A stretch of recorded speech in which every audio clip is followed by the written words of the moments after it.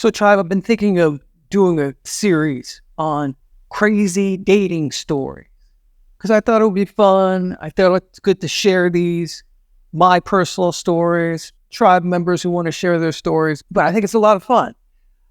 I think we can get down on dating. Sometimes we go on these dates and we meet these people where you just can't believe how everyone's behaving, whether they're self-centered or wacky or crazy, and the bizarre things that happen on dates, or just the stuff leading up to a date and all the testing and the hoop jumping that goes on just to get a date. It's nuts. I'm going to be doing more videos, sharing stories like this. You know, we got to remember, it should be fun going on dates. Don't get too wrapped up in your purpose and what you want to find and what you're looking for. Try to enjoy the ride. Try to have fun while you're dating. If something goes wrong, don't get down on it. You know, not all people are like that last date. Not all people are going to be like the next one. It's kind of fun. It's fun getting to know people. It's fun, the wacky stuff they do. I just think we should be more lighthearted about stuff, not to take ourselves or these situations too seriously.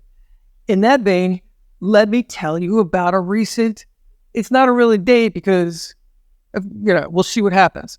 But it's a first phone call and what happened, a recent situation with me.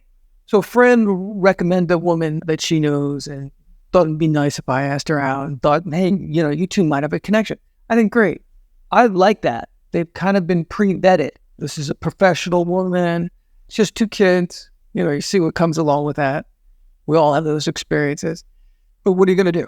So I say, sure, I'll give her a call. Absolutely. My friend gives me her number. I give her a call. It was like the person picked up the phone, put it right in front of the dog's face while the dog is hysterically barking. Blah, blah, blah, blah. Just what you want when you're calling up on a first date. Of course, I find it humorous. So I wait and they wait. Eventually, a voice comes on the phone and goes, who is this? Who answers the phone like this? This is an executive at a large company with a phone in the dog's face. And then, who is this? I said, John Benz, I got your number from so-and-so. I was just giving you a call to say hi. And she's like, hey, John. And the dog, rah, rah, rah. Oh, John, yeah, it's good to talk to you. You're having fun. Rah, rah, rah, rah. We're off, rah, rah, bark, bark, bark. And she's like, yeah, tell me a little bit about yourself. And, we're starting to get a... And the dog, it's like the dog is right there. It's like me, her, all on the phone. Like, right, John, can you hold on a second? I'm going to put the dog in the other room so we can talk. Nothing like that. No attempt. And what am I going to do? Say, yeah, would you mind just putting your, attending to your dog? And then I'm sure we can have do I have to do that? Really? So immediately, I'm getting that dose of, yes, female chaos. Women who are listening to this are going, it's just a dog barking. No. It's very in line with that female chaos. It's always, things are flying through the air. Things are happening. All a bunch of unnecessary stuff. Right away. First 30 seconds, I'm getting red flags. I'm not going to judge. A dog can bark. You can be a little, someone's calling you don't know for the first time, out of the blue, you've never met them. So I give this person the benefit of the doubt, of course. But it's just funny and humorous that this is what's happening. So we start talking. They're like, okay, I'm getting to know her. And just some basic stuff, little fun banter back and forth. It's pleasant enough. I don't like to talk for too long. We talk long enough before you go on a date. I don't like to get too into like, I'm going to be your phone buddy. No. The purpose of this call is to introduce each other and then go out on a date. Let's see if we like each other. Let's see what happens. So, hey, would you like to go out? I thought maybe we could get a drink. She says, oh, yeah, that's good. Maybe we could take our dogs for a walk. So she says yes, and then she suggests something else. I'm perfectly fine with that. We live in the same neighborhood. So she's very close by, like a couple minutes away. And that's great. I've never seen this person. So a nice dog walk sounds great. I could talk to her. I can see her. We can get to know each other quickly that way. Just see if we actually do want to go out. Then she volunteers this. I agree to the dog. She goes, because I don't want to go out in our neighborhood because that's my ex's territory. It's kind of his jam. Drink, no, yes. Okay, no, dog walk. Okay, and then she's jumping back to, I can't go out in my neighborhood. I never said I wanted to take her out in the neighborhood. I never asked her about her ex. Immediately, in the first couple of minutes of knowing this woman, she's interjecting her ex and the problems she has with her ex. Doesn't want to go out in our neighborhood because her ex. I'm like, sure, you're an adult. Like, what is going on? I never said, let's go out in the neighborhood. You just immediately volunteer your problems with your ex. This is that female chaos. This is that red flag number 2. All right, guys, there's a red flag. It's hard to get on a date. Can't go all the way. So after she says that, I just go, oh, okay. I don't want to talk about that. Yeah, I'm like, okay. She goes, but a dog walk. Yeah, she goes, I'd like to do that, but I don't want to go out when it's hot. I'm in Florida in August, and she doesn't want to go out when it's hot. That's her request. It's 90 degrees when I get up. It's 93 to 100 during the day, and then it's 90 degrees in the evening. It's Florida in August, so I don't want to go out anywhere where there's oxygen. What am I supposed to do with that? So I say, oh, okay, here's my schedule. Here's when I usually walk my dog, usually at least 3 times a day. Why don't you give me a call when you'd like to get together for a walk? Does that sound good? Yeah, I'm not going to go, okay, drink, okay, yes, no, okay. Dog walk, no, yes. The neighborhood with the ex, no, you can't do that. Florida when it's not hot in August, okay. Hey, I was just saying, hey, I'd like to have a drink. What time would you like to go? Okay, 7 o'clock. Great, I'll pick you up. Nah. So I just throw it back in the record. Hey, give me a call. It's fine. People are wacky.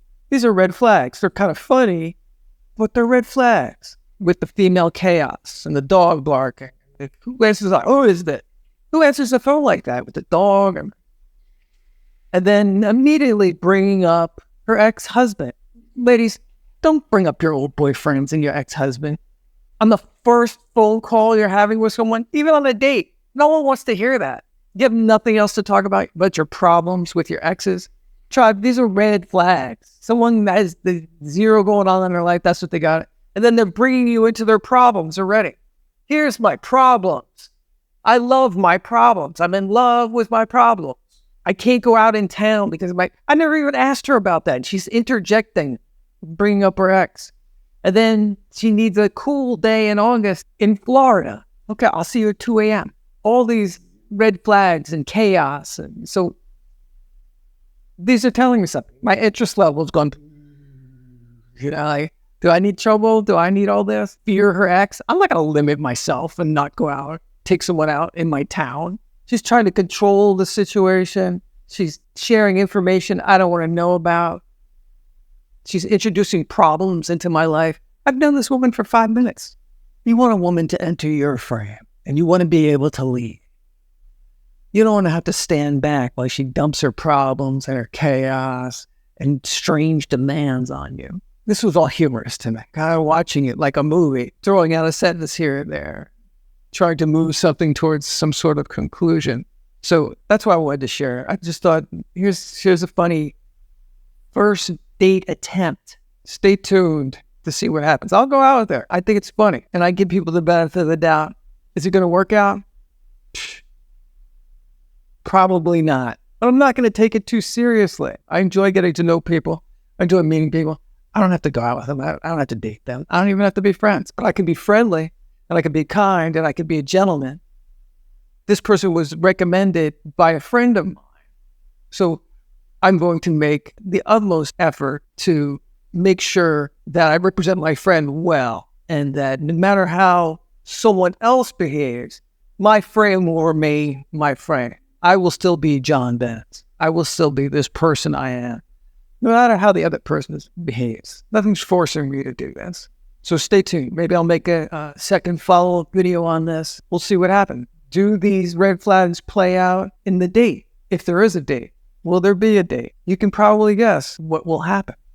So watch these red flags, watch these signs, enter date or the next stage of what you're doing with this knowledge. Okay, tribe, if you enjoyed this video and got anything out of it, go ahead and like and subscribe and hit the bell button for notifications. If you want one-on-one coaching, you can reach me through my YouTube page. And if you're interested in learning more about these aspects of dating and red flags, signs you should be looking for, I suggest watching this video here.